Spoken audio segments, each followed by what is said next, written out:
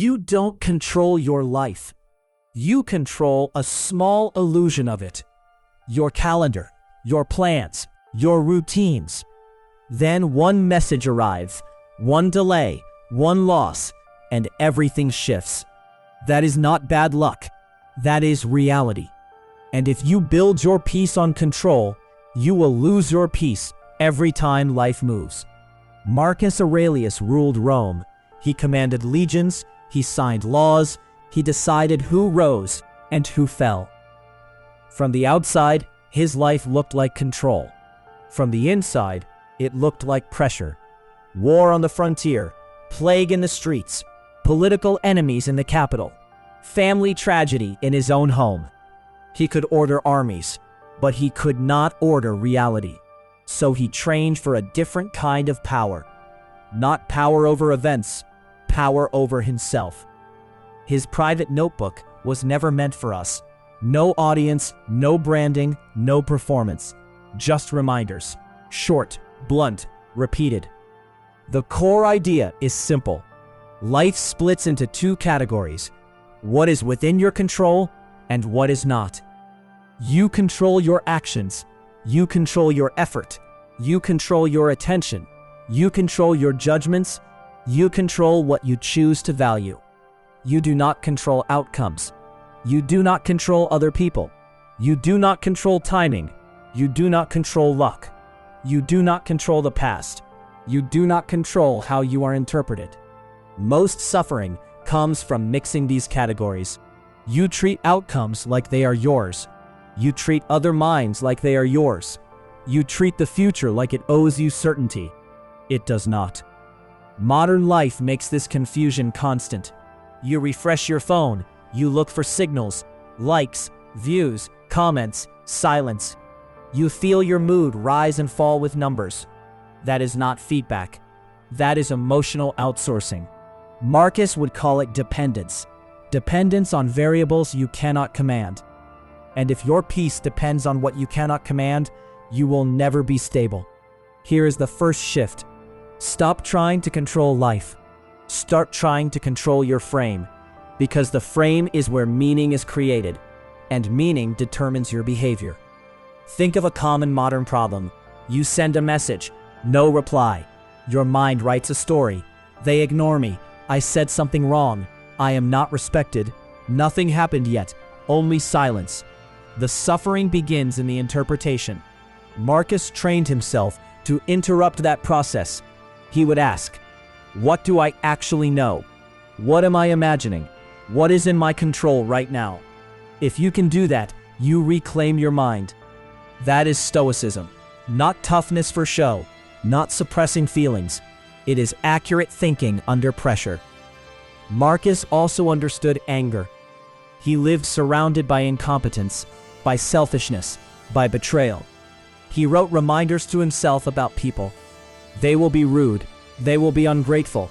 They will act from ignorance, and I will meet them anyway. That is not cynicism.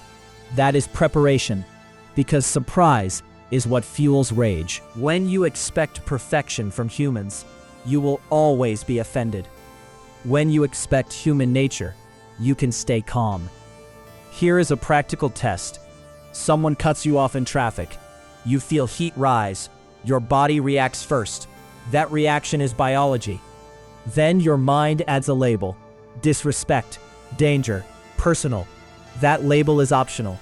Marcus would say, the first impulse is not you. The second choice is you. Between stimulus and response, there is a gap. That gap is freedom. Most people do not build that gap. They react instantly. They type. They shout. They punish. They defend ego. Marcus trained delay. He trained the pause. Not because he was weak, because he wanted power without regret. There is a modern version of this. Online arguments. A comment hits your identity. You feel the urge to reply, immediately, to prove something, to win. Marcus would ask, will this make me better or just louder? Is this worth my character or just my pride? That question changes behavior. Now the deeper layer. Marcus believed events are neutral. Interpretation creates suffering. Two people get rejected. One thinks, I am not enough. The other thinks, this is not aligned. One collapses, one adapts. Same event, different judgment. This is not positive thinking, it is accurate thinking. You can tell yourself the truth, this hurts, this matters, but it is not the end. That is a stoic frame. Marcus used obstacles as material, not as excuses. He believed life is training, not comfort. If something blocks your path, it becomes part of your path. A delay becomes patience practice. An insult becomes restraint practice. A failure becomes strategy practice. A loss becomes meaning practice. This is why he could endure chaos. He did not need life to be easy. He needed his mind to be strong. And he built that strength daily. He wrote, again and again, as if training a muscle. Now consider fate. Marcus lived with uncertainty every day. A messenger could arrive at any time. Bad news, a defeat, a death, a betrayal. He could not eliminate the randomness, so he stopped arguing with it. He practiced acceptance, not passive, strategic. Acceptance means, this is reality. Now what? Complaining is not a plan. Resenting is not a strategy. Acceptance is the beginning of action. Later thinkers called this Amor Fati, love of fate. Not because fate is kind, because fate is real. And fighting reality is like punching the ocean. You get tired, the ocean remains. When you cooperate with reality, you conserve energy. You move, you adapt, you build. This is a modern survival skill, because modern life is unstable. Jobs change, markets shift, relationships evolve, health fluctuates, algorithms change. A stoic does not panic, a stoic adjusts. Now mortality. Marcus returned to it constantly. You could leave life right now. Let that determine what you do. Not as fear, as clarity. Death is the ultimate filter. It removes trivia. It exposes what matters. Imagine you are at the end of your life. Will you care about a small humiliation? Will you care about a stranger's opinion? Will you care about a missed opportunity to impress? Probably not. So why care now? Mortality does not make you dark. It makes you precise. It makes you stop postponing. It makes you stop negotiating with your potential. It makes you stop wasting attention. Modern culture hides death. It distracts you with entertainment, with noise, with endless options.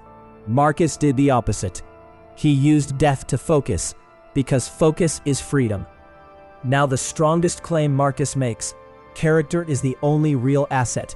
Everything else is external. Wealth is external. Status is external. Comfort is external. Even reputation is external, because it lives in other minds, and other minds are unpredictable.